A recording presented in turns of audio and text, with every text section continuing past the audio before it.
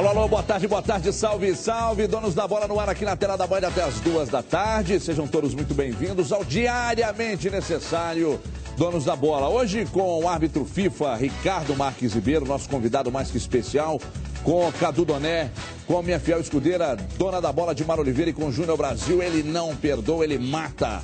Ele que, aliás, parabéns, ontem repercutiu muito bem a sua coluna no Jornal Metro. Muita gente comentou comigo nas redes sociais.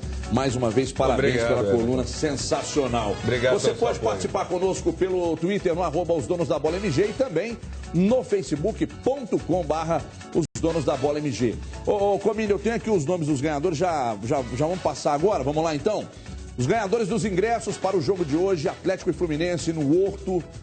E aí, criaram as frases, participaram da promoção e a gente conta para vocês aqui os ganhadores.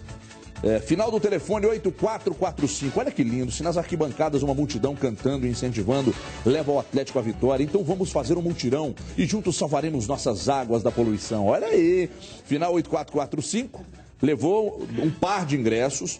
A água é vida, a lagoa é linda, vamos cuidar da Pampulha porque há tempo ainda. Olha só, final do telefone 0071 também está levando um par.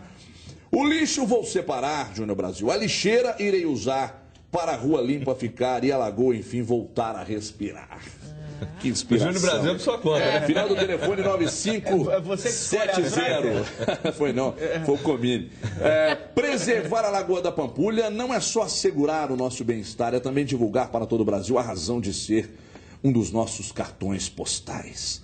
Final do telefone 0692 e, por último aqui, Minas com todas as torcidas juntas a cantar por uma vida melhor, a Lagoa, a Pampulha, vamos salvar. Final do telefone 9684, são os ganhadores, nossa produção entra em contato, vocês apanham os ingressos aqui, o par de ingressos para cada um, autor dessas frases aqui, amanhã não, logo mais, todos no Horto para Atlético e Fluminense. Daqui a pouco a gente começa o papo com o Ricardo Marques Ribeiro, aliás, numa temporada de muita contestação, né, da arbitragem brasileira.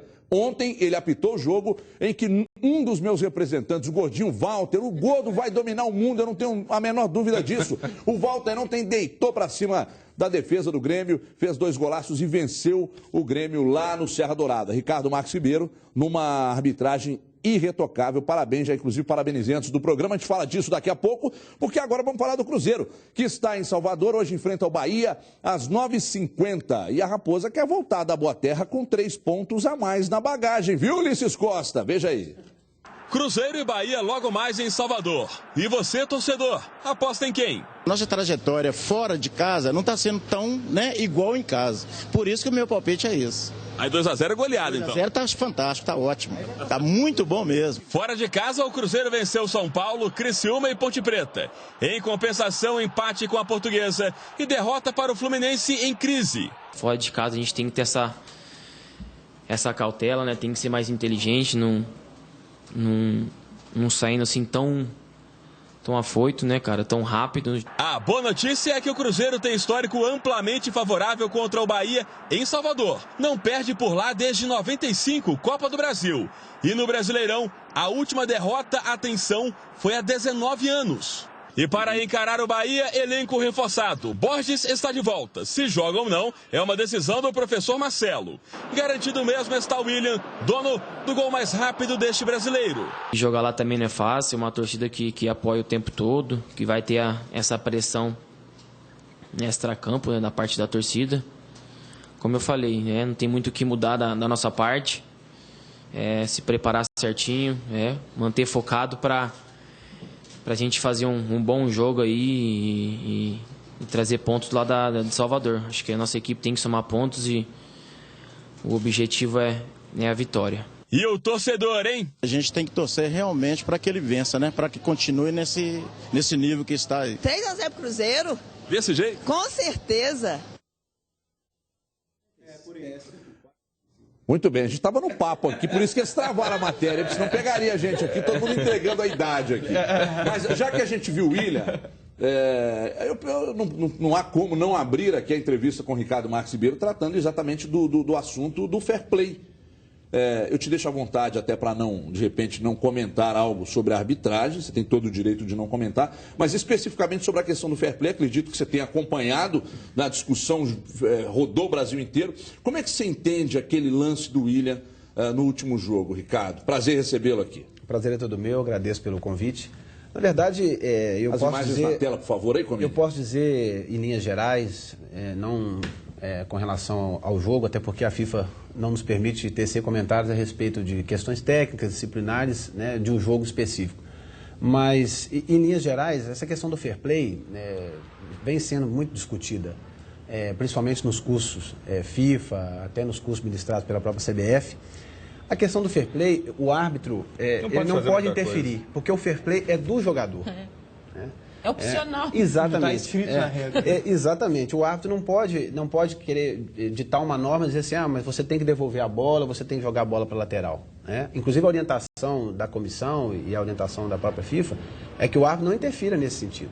Vocês nem falam num lance desse, simplesmente, nada com o jogador. Se é uma situação de bola ao chão, como normalmente acontece, e aí que o fair play fica mais evidente, a nossa função é simplesmente soltar a bola, deixar que ela toque ao solo para que ela entre no jogo. Vocês resolvem. E vocês, os jogadores, é que têm a prerrogativa de decidir se vai devolver, se não vai devolver. Então, uma questão nem fala nada? Você nem comenta, vira para mandar para lá, até para sair, para facilitar para o cara dar o chute? Não comento, porque isso pode trazer um prejuízo para nós, árbitros. Porque, veja bem, se eu digo ao jogador, por favor, devolva a bola, deixa a bola, e o jogador não devolve, o adversário vai me cobrar.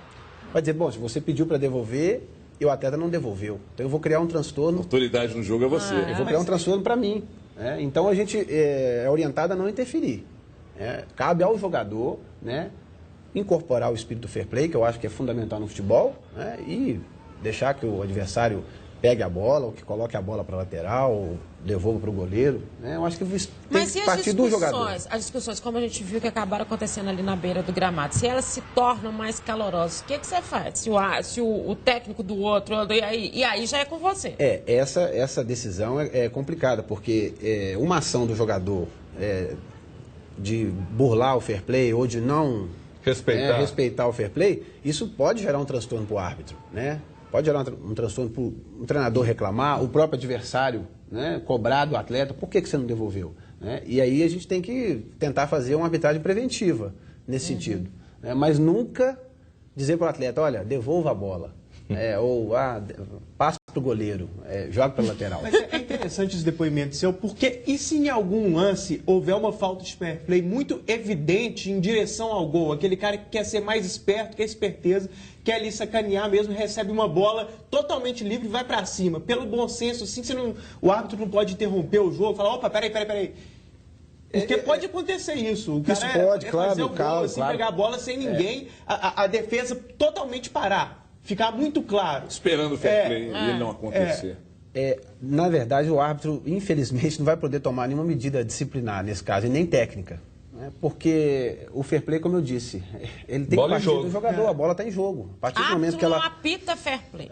Exato, a gente não pode interferir no fair play. Ricardo, a gente vai falar daqui a pouco do jogo em si, do Cruzeiro contra o Bahia, mas eu estou curioso para saber uma coisa que eu particularmente critico muito nas transmissões. Aquelas duas jarras que ficam atrás dos gols, são jarras, jeito é um nome diferente. Aquelas duas jarras que ficam atrás do gol, de fato eles ajudam, porque eu entendo que eles mais atrapalham, porque eles não falam nada.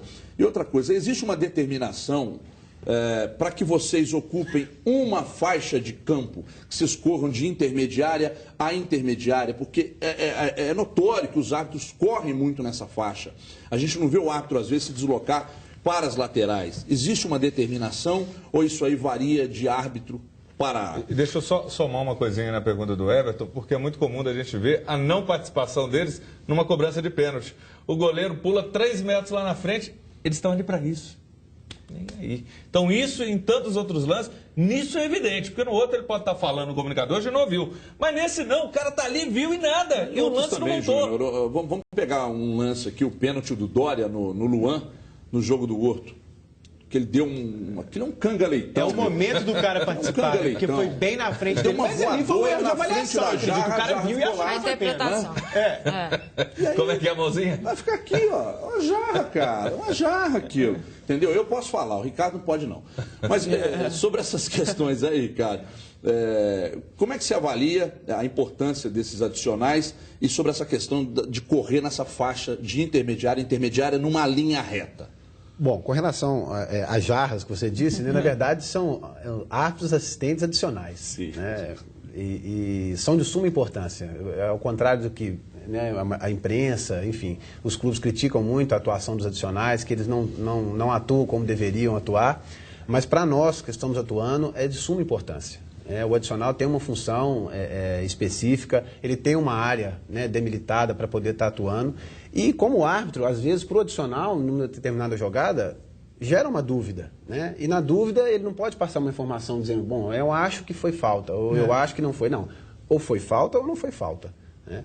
E se ele não falou, é porque ele está na dúvida. Exatamente. E para isso existe uma planificação que a gente faz antes dos jogos. Né? Normalmente a gente faz essa planificação no hotel ou então no próprio estádio. Né? Reúne ali o sexteto e a gente vai discutir algumas situações que podem acontecer no jogo. Mas lance como esse de cobrança de pênalti, às vezes o árbitro fica vendido e você só vai ver depois. Aí Exato. você está vendo o lance. Pô, aquele cara me vendeu, ele estava ali para isso, ele viu. Agora a sua posição. Mas eu conversando com a Dimara aqui nos bastidores, eu já tive informações do adicional preciosas que me ajudaram a definir o lance. Mas e nesses lances do goleiro adiantar no pênalti? De uma penalidade, também. Eu acho que o adicional tem. Olha o lance, Ricardo, por gentileza. Isso é um canga-leitão, meu. Isso é MMA. Está na regra, né? Se o Bruno Teixeira ver isso aí, ele vai ficar com inveja. E o adicional estava a 3 metros. Mas você deve ter visto lances com relação a esse, que o goleiro adianta, volta a te dizer, está ali para isso, a sua posição não dá para acompanhar, que você está olhando a batida do cara ali, você está com o foco dividido, mas ele não. E aí, de repente, o cara não manda voltar. Ele joga o árbitro no buraco. Mas isso acontece. Acontece. Mas você consulta, você pergunta para ele, tipo assim, você se comunica o tempo inteiro. Daí você vira para ele e fala assim, o que você viu no lance? Você fala isso a gente tem uma linguagem própria. Adiantou? A gente tem são linguagens próprias de falta, ou empurrou, não empurrou, enfim. São situações que a gente, durante o jogo... Eu vou te falar, se eu sou árbitro, e vejo um Rogério Ceni que vai 10 metros lá na frente, antes do cara encostar na bola, divide a bola, ele não fala nada. No dia seguinte eu vou falar, amigo, você quer me derrubar? Não, mas aquela ali até o árbitro tem que ver aquilo ali, né? Não, mas muitos não veem, não, Mas, por exemplo, você sabe que o Ricardo a gente tem muitas dúvidas nessa questão do critério. Vocês não estão deixando ele responder. Mas aí é legal. Você começou, vocês estão deixando. Mas aí é dentro disso que você está falando, que a gente questiona muito, eu e o Everton, principalmente nas transmissões da Band News, que é o critério, né? Porque tudo é assim, o critério dele foi esse. O critério. Existe uma nova norma, né? 17, aliás, está no site da CBF, quem quiser ir lá. E você falou que é enorme, que existem várias determinações nessa questão do critério. Então, não é bem critério, existe uma determinação, né? E que muita gente pode não estar cumprindo. Sim, só respondendo a sua pergunta, com relação ao posicionamento do árbitro, ao deslocamento. Do adicional, eu vou dizer para vocês assim, que a figura adicional é importante, né, nos auxilia, porque se ela não fosse importante, a FIFA não criaria essa figura do adicional.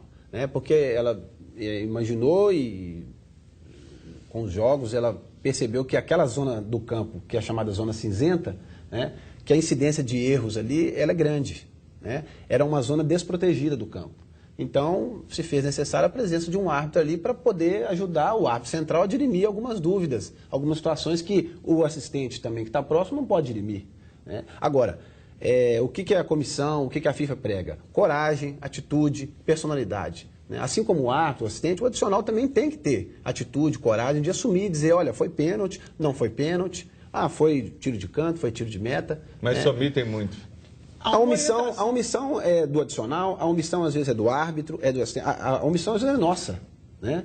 Porque a gente é ser humano também, a gente falha. Isso eu não posso exigir do adicional, do assistente, que ele vá acertar tudo e que ele vá me dar uma informação precisa sempre. Né? Pode ser que ele não tenha visto e, claro, pode ser que ele tenha se omitido. Né? Mas isso aí é muito da personalidade de cada um. Eu parto do princípio e quero crer, né, que os companheiros que ali estão envolvidos no jogo, né, vão sempre passar uma informação clara, precisa, e que se houver uma dúvida, não vão opinar. Estou te fazendo uma pergunta. Mas ele não respondeu a minha. E a questão da diagonal, você disse o seguinte, nós não temos uma diagonal engessada, fixa. Nós temos referências para poder deslocar no campo, né? E com a figura do adicional, né, a gente às vezes pode até mudar esse deslocamento. Pode haver uma mudança de deslocamento, mas não significa que o árbitro possa, o quê? Que a gente chama de zona de conforto. Ah, porque tem um adicional ali, porque tem um assistente aqui, eu não vou naquele setor do campo. Isso é perigoso. Né? O árbitro jamais pode abandonar a sua diagonal, buscar a lateralidade da jogada para poder ter uma leitura melhor do lance. Independente da presença do adicional ou do assistente. Eu, por exemplo, procuro fazer a minha diagonal, buscando a lateralidade. Obviamente que tem hora que não tem como, gente, porque é complicado. Não é simples chegar inteiro no lance para decidir. Quantos quilômetros você correu ontem? Ontem, 11 quilômetros. 11 quilômetros. Que isso? E aqui a gente fala, a maioria não tem uma preparação adequada para suportar. E aí entra a questão física. Um jogo. Exatamente. A maioria dos então, assim, não há uma determinação específica dizendo assim, olha, você tem que correr naquele setor, naquela zona do campo. Não. A diagonal é uma referência. Você vai buscar os atalhos, né, e o posicionamento adequado para melhor decidir o lance. Né? Você vai continuar respondendo as perguntas. A gente vai falar do Cruzeiro contra o Bahia logo mais. Vamos falar também do Galo. Aliás, o técnico Cuca ele fechou boa parte do treino de ontem, né, na cidade do Galo. E certo é que o time terá algumas mudanças para enfrentar o Fluminense. Vamos tentar entender o que vai acontecer logo mais. Veja aí. Boa parte do treino fechado para a imprensa foi possível ver apenas um rachão bem descontraído. O certo é que Marcos Rocha e Jô não enfrentam o Fluminense, estão servindo a seleção brasileira. Com isso, Michel assume a lateral direita. Tem também a volta de Ronaldinho. É o cara que tem a visão de jogo, o cara que nos deixa na cara do gol. O Ronaldo é o Ronaldo, né? Ele é o nosso ídolo.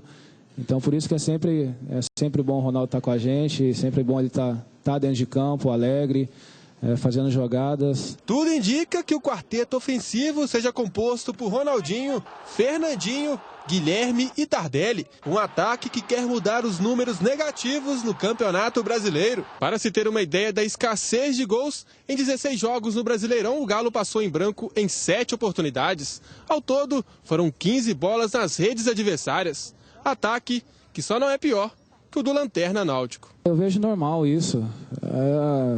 A intensidade na Libertadores foi muito grande, né? O que a gente colocava o ritmo dentro de campo na Libertadores era muito intenso. E no Brasileiro veio relaxamento, creio que está passando esse relaxamento ainda, né? A equipe não voltou a fazer grandes partidas igual fez na Libertadores. E foi o que eu disse, é caso de uma vitória para pegar confiança, 1, 2 vitórias para o time voltar a ter a confiança que tinha na Libertadores. Tardelli não é nem de longe aquele ataque arrasador do primeiro semestre nas disputas da Libertadores e do Campeonato Mineiro. Um time que tinha média superior a de 2 gols por jogo. Eu acho muito difícil agora a gente voltar a fazer aqueles grandes jogos que a gente fez na Libertadores, né? Acho que isso ainda vai levar um tempinho ainda, mas a equipe está voltando a jogar bem, né? Está voltando a ter confiança dentro de campo. No último jogo, acho que o desgaste foi o que pesou mais, né? Senão a gente poderia ter vencido a partida, mesmo com um jogador a mais. Mas é importante que a gente voltou a jogar bem, o time está se entrosando novamente de novo, aquela fase do relaxamento já passou, então isso para a gente é bom. Muito bem, tá aí. Vendo o discurso do Tardelli dizendo que o time voltou a jogar bem, né? Eu acho que tem uma exceção aí do jogo contra o Goiás, que eu não achei que o Atlético jogou bem. O Cadu acha que foi bem no primeiro tempo, no segundo foi uma tragédia absoluta. E também linkando o discurso do Tardelli, Cadu, ao discurso do Maluf aqui ontem, dizendo que o Atlético deve fechar aí na 8ª posição, pelo menos é isso que eles estão traçando no primeiro turno, e tentar buscar no segundo. O Atlético, para você, depois de ter ganhado a Libertadores, ele de fato teve um crescimento gradativo até aqui, Cadu, e hoje contra o Fluminense? Os primeiros jogos do Atlético depois da Libertadores foram muito ruins, ainda oscila um pouco, mas tem melhorado. Contra o Botafogo, por exemplo, jogou bem boa parte do jogo, na volta sobretudo, então o Galo tem crescido sim. E eu concordo com esse discurso, tanto apresentado pelo Maluf ontem e também essas palavras do Tardelli. O Atlético tem condição de crescer no campeonato, ainda é possível, é um discurso realista, não é nenhum delírio. Então, se vencer esses próximos jogos, fechar o primeiro turno bem, ter um começo importante ali na segunda metade do campeonato, o Atlético pode crescer e, se voltar a jogar o que sabe, pode ainda dar um gás no campeonato. Contra o Fluminense, tem favoritismo, tem mais time. O Fluminense vive um momento muito conturbado em todos os aspectos, muita gente questionando já o trabalho de um treinador que chegou há pouquíssimo tempo. O Fluminense perdeu o Fred, já tinha perdido o Wellington Nem, Deco encerrou a carreira, Thiago Neves foi embora. Então o Fluminense perdeu todos os jogadores mais criativos, os jogadores de drible, que faziam as jogadas diferentes. Tem um time hoje mais burocrático. Ontem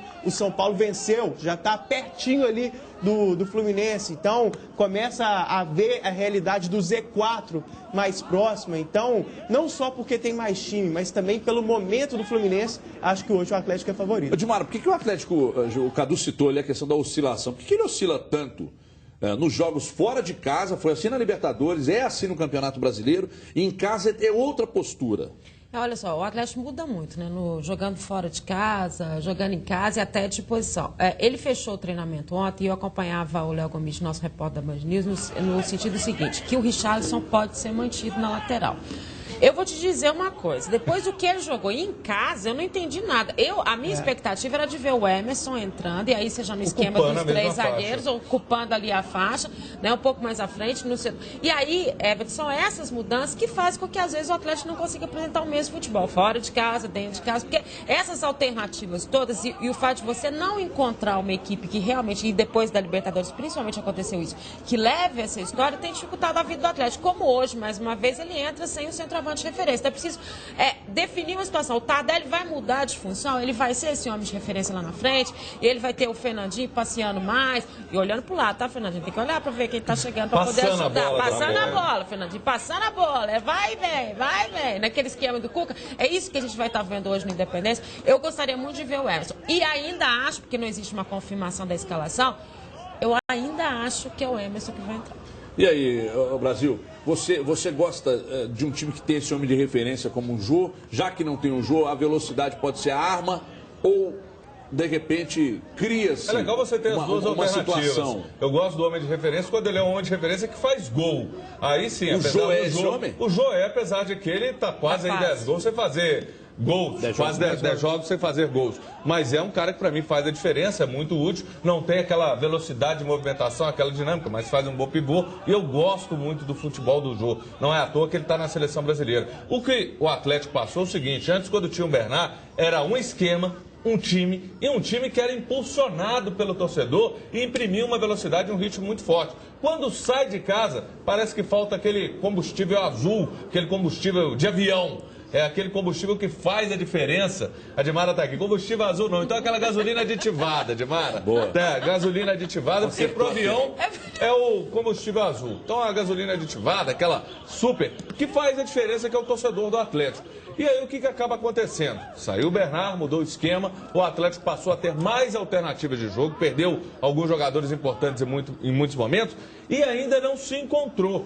Hoje o Atlético tem alternativas, mas nenhuma dessas alternativas ela conseguiu ser a solução. E o grande diferencial é quando você consegue ter um esquema, você consegue ter aquela força e voltando o Ronaldinho, o Tardelli enfiado.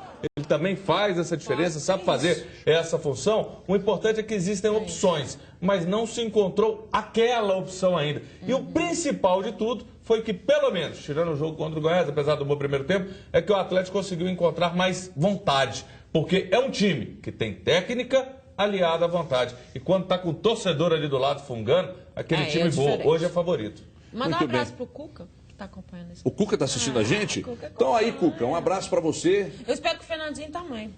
Um abraço, obrigado pela audiência qualificada. Aliás, a boleirada adoro o Fernandinho. Assiste a gente, né, eu gosto no centro de treinamento e tal, muito bacana. E um detalhe, daqui a pouco tem uma entrevista com o Marcos Rocha, entrevista de certa forma até polêmica, né, onde ele fala a questão de jornalistas que o criticam. Eu sou um deles. Eu também. Eu critico, mas reconheço o que eu disse para você ontem, acho que na mesa, batendo papo com vocês ontem no almoço. Eu disse, o Marcos Rocha é muito criticado, eu critico, mas é um jogador que tem qualidade. Claro. É um dos melhores laterais. Jogador, dirigente técnico tem um grande problema.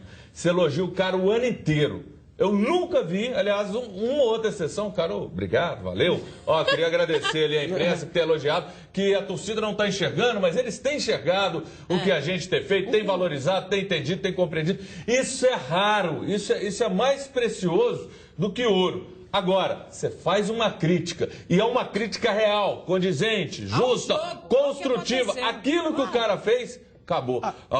Estão me crucificando, é injustiça. Pô, isso é um mimimi que não dá para engolir. E a questão principal, Marcos Rocha, que eu estava dizendo aqui, eu sou um crítico muito grande quando você joga mal, quando você joga bem. Aqui, ó o Ricardo aqui falando assim também. Funciona. Fala aí, Ricardo, porque isso aí, a gente que defende muito aqui mais condições para arbitragem, isso aí que você vai falar é o Júnior importante. falou que às vezes o jogador critica, né, porque falou mal, enfim. Então elogia a arbitragem também, tá vendo? Só crítica. Mas a gente tem elogiado. Quando você chegou aqui, eu elogiei sua arbitragem de Claro, muito obrigado. Elogio no ar. Mas aí vocês têm um grande problema, Ricardo, que é o seguinte, chega no final do jogo, aí eu pergunto para minha comentarista, de Mara Oliveira, a arbitragem hoje, Ricardo Marques e Bira, ela diz, bom, se ele não foi lembrado é porque ele teve uma boa arbitragem, se ele não quis aparecer, ou se não apareceu... Aí não te elogia, né? Até quando a gente apita bem, infelizmente é obrigação, né? Daqui a pouco tem o Cadu Doné com a pergunta também, aliás, você quer falar sobre isso, mas deixa eu lembrar aqui que hoje tem Atlético e tem Cruzeiro em campo,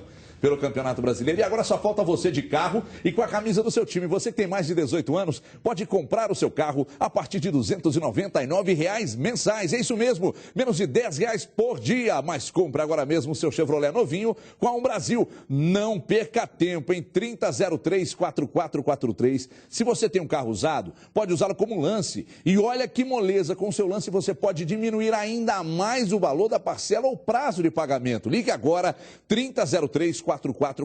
Então fique sabendo que quem comprar hoje um consórcio vai concorrer a prêmios de R$25 mil toda semana até o final do seu plano. Imagina você aí, carro novo, 25 mil na mão, para gastar como quiser, você não vai perder, vai? Então ligue nesse momento, ligue agora, 3003-4443. Temos condições especiais para você que é de Governador Valadares. Atenção!